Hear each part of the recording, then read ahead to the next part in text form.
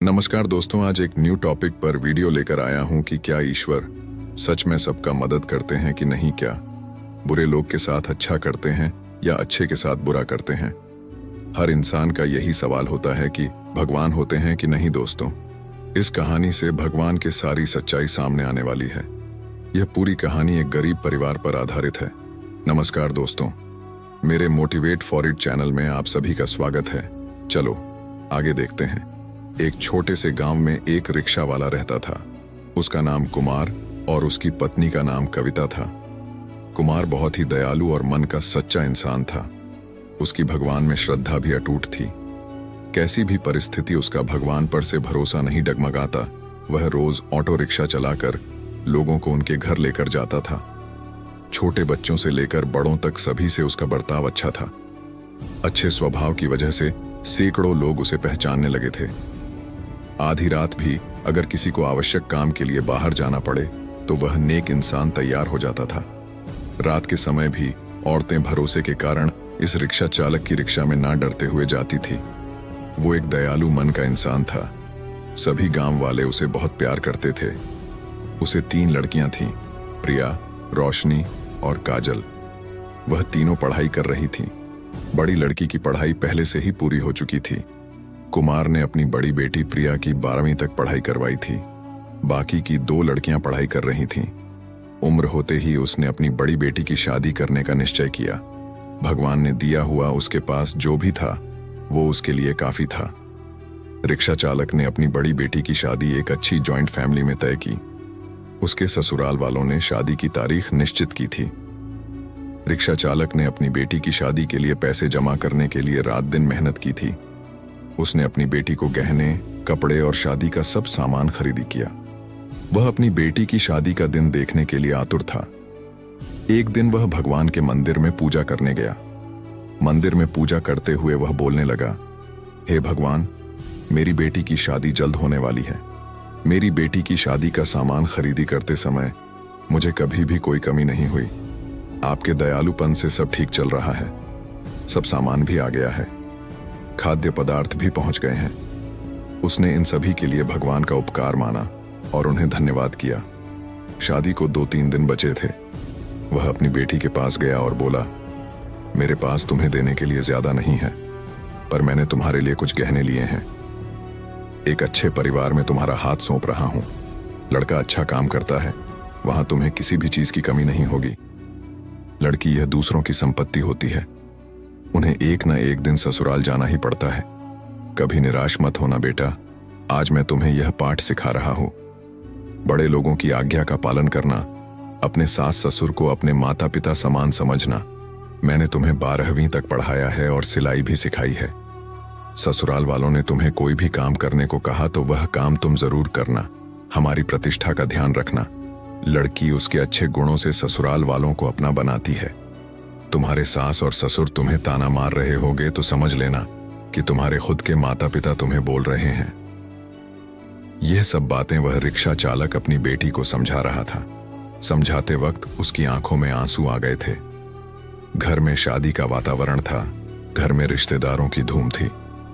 शादी को 3 दिन बाकी थे। रात में अचानक रिक्शा चालक के घर भीषण। रात को उसका पूरा घर आग के लपेट में आ गया। उसके घर में उसकी छोटी बेटी अंकिता पानी पीने के लिए उठी। उसने देखा कि आजू बाजू में सिर्फ धुआं ही धुआं है और उसने अपने माता पिता को जगाया। जागते ही सब आग लगी ऐसा चिल्लाने लगे, कोई तो हमें बचाओ। बड़ी मुश्किल से रिक्शा चालक ने पीछे की बालकनी में जाकर खंबे के सहारे से बालकनी से बाहर जाने का प्रयास किया। घर के सभी सदस्य को जैसे तैसे उसने बचा लिया, लेकिन आग में घर का सब सामान जलकर खाक हो गया। आग में शादी का सब सामान जलकर राख हो गया था। जहां थोड़ी देर पहले खुशियां थीं, वहां का दृश्य अभी देखा नहीं जा रहा था। जिसने देखा उसकी आंखों से आंसू आने लगे। सब सोचने लगे, बेचारा अब क्या करेगा। प्रिया उसके पिता की तरफ दौड़ते हुए गई और बोली, पापा निराश मत हो। पापा थोड़ी भी चिंता मत करो। यह सब मेरे नसीब में लिखा था। बुरे वक्त में हम हार नहीं मानेंगे। मैं आपका लड़का नहीं हूं तो क्या हुआ। आपने हमें लड़कों के जैसे पालन पोषण करने में कोई कसर नहीं छोड़ी। रोशनी और काजल यह दोनों भी उठ गई थीं। वह दोनों भी अपने पिता के पास जाकर खड़ी हो गईं। पापा, हम सब आपकी शक्ति है। हम तीनों ही आपकी बेटियां नहीं, बेटे हैं। आज से हम भी आपके साथ काम करेंगे। प्रिया बोली, अगर वो लड़का मुझे सच्चा प्यार करता होगा तो यह सब देखकर भी वह शादी के लिए तैयार होगा। जो भी होगा वह मैं आनंद से स्वीकार कर लूंगी। चिंता मत कीजिए। तीनों बेटियों ने मिलकर अपने पापा को समझाया। आजू बाजू के सब लोग इकट्ठा हुए, साथ में बोल रहे थे कि ससुराल वालों को क्या जवाब दोगे। जो आया वह शोक व्यक्त करके चला जाता था। कुमार के घर के पास लोगों की भीड़ जमा हुई थी। सभी बोलने लगे कि आपने अच्छे काम करके पैसे कमाए थे। कुमार बोला, कदाचित भगवान की यही इच्छा होगी। तभी उसकी पत्नी कविता आई और बोली कि आप बस भगवान का नाम स्मरण करते रहो। आपके भगवान ने आपको बदले में यह सब दिया है। अब इस घर में कभी भी भगवान का नाम नहीं लेना।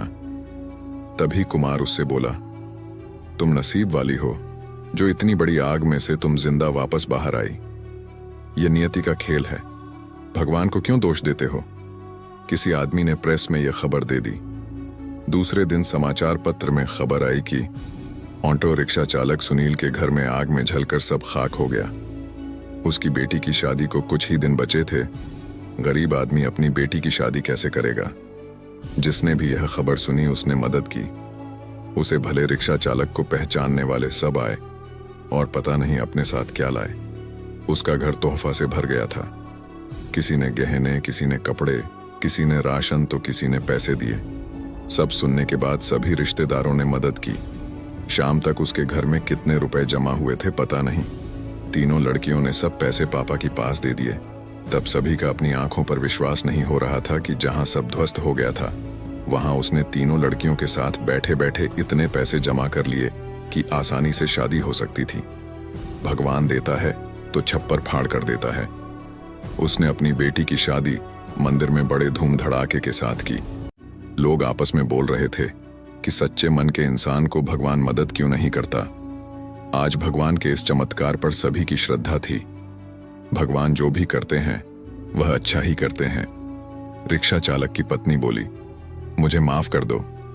गुस्से से भगवान को क्या कुछ नहीं बोल दिया। तीनों लड़कियां हंसते हंसते मां की तरफ देख रही थीं। देर बाद जहां सब रो रहे थे वहां सबके चेहरे पर खुशी दिखी। भगवान सच्चे मनुष्य की सबसे कठिन परीक्षा लेने में कोई भी कसर नहीं छोड़ते हैं।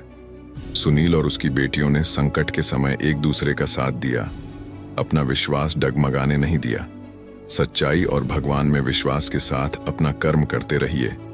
फल की इच्छा करो या ना करो, सही समय पर सही फल जरूर मिलता है। और जब भगवान हमारी मदद करना चाहते हैं तो ऐसे करते हैं जहां तक हमारी बुद्धि सोच भी नहीं सकती। नमो बुद्धाय। धन्यवाद।